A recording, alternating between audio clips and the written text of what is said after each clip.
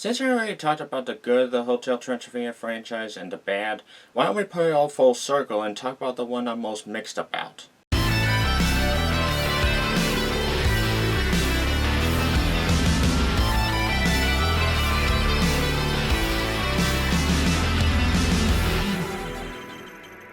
Now I want to preface by saying this isn't a terrible movie by any means, still got the characters I like and some funny moments, but the first two movies had those and a surprising amount of depth in terms of relationship between monster and man and the various ramifications. This one had potential to have such depth, with Drake moving on from the death of his wife with a new girlfriend, unaware that she's actually the descendant of the Van Helsing family, which is the plans for him and his monster pals. But unlike those first two movies, which had a pretty good balance between humor and the heart, this one seemed more focused on jokes. And even when it does explore the conflict between monster and man, even that isn't done properly. And that's what I'm about to discuss, all the dumb moments sprinkled throughout.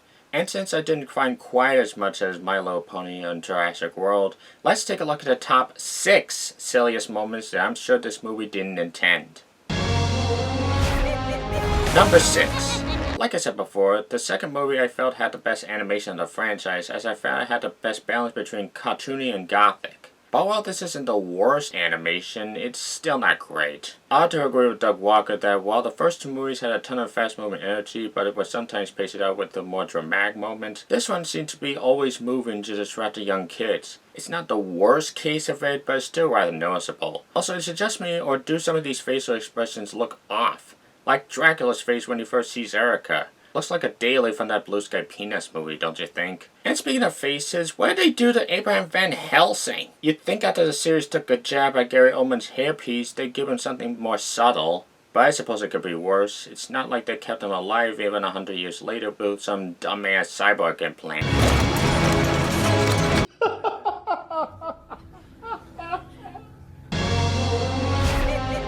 Number 5. Okay, y'all have heard me go on and on about how bad Transylvania is with so many continuity errors from the rest of the franchise, but it's not like this franchise innocent of this either. Like, remember this line from the first movie? Is that real, about the garlic thing? Yes, I cannot have it. My throat swells. Well, in this movie, Erica tries to poison Drac by lacing some guacamole with garlic oil, but that's okay, it just makes him a little gassy. Okay, you can make the argument that in the first movie he was merely lying to save himself the embarrassment. Fine, but try justifying this. You know how the first movie made such a big deal about how you only sing once in your life so you have to cherish it? Well, in this movie, well after Drac got with his late wife and had a kid, he sees Erica and manages to sing again. And I wouldn't mind so much if they didn't keep hammering in the only sing once shit over and over again. A zing only happens once in your life. You only zing once. You can't zing twice. You only zing once. Alright, I get it! Number 4. So it turns out that the cruise ship that the monsters are on is captained by Erica Van Helsing, who's destined to assist on the permanent destruction of all monsters. And throughout the first half, she seems to have a particular vendetta against Dracula, resulting in her trying to murder him on multiple occasions. So you'd think it would be hard for Drac to convince her to turn away from the dark side, right? Nope. He has one talk with her when he mentions his dead wife, and she goes from despising him to sympathizing for him in an instant. And this heel turn is so sudden that for the longest time, it's hard for not just me, but a lot of people to relate to her when she eventually helps them save the day and accept Trash's eventual proposal. Seriously, if you thought Batman was so quick to stop hating Superman in BVS, that's nothing compared to this. Number 3. You would think that after the last movie, Mavis would think twice before being overprotective. But here it's like she's even more so toward her dad. So she set up this whole cruise ship so that they spend some time off on the hotel. A nice thought, but when she realizes Drac's been spending some time with the captain, she grows suspicious. Why? Is it because they wanted some family time? Well, no, because they seem to have enough fun already, and it's not like they have to spend every waking moment together. He's allowed to just explore the ship or something. Is it because the guac she found on Drac and Erica's table had garlic in it? It can't be because A, she wasn't there when Erica laced it, so for all she knows, it already came with such a powerful flavor, and B, as stated before, it's not even that Leavleton, so it's not that big of a deal. And when she does catch up to them, they have to do the whole misunderstanding thing to break them apart until they inevitably come back together in the climax. I get they're trying to pull a reversal on the first movie where instead of Dracula getting between Mavis and Johnny, it's Mavis going in between Dracula and Erica, but this just comes across as lazy, don't you think? Number 2.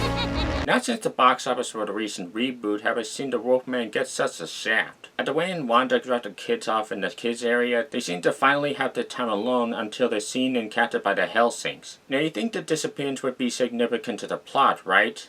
Nope, we don't hear from them again until the very ending where they just shrug it off like, "Oh hey Jacques, I thought you died."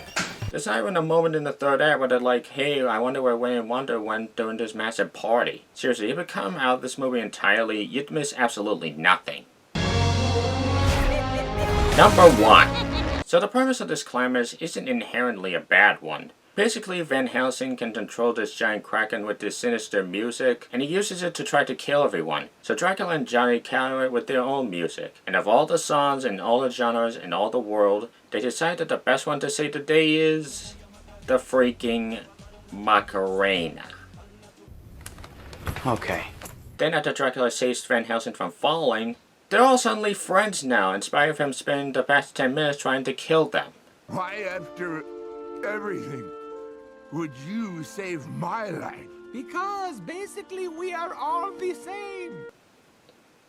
Yeah, in the words of Hissy Superman, We are not the same. well, I suppose it could be worse. Considering Selena Gomez is in this movie, they could have defeated them with any of the Miguel Perez songs.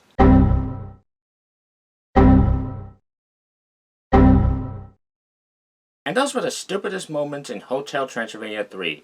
And with that, I've officially finished the entire trilogy on this channel. I mean, it's not like there's a certain other one after this that pissed me off so much that I've been pretending it doesn't exist. And even if it does exist, I already talked about it, so I don't have to talk about it again. I don't want to talk about it, I don't need to talk about it, I'm not talking about it, no matter what you cut to next.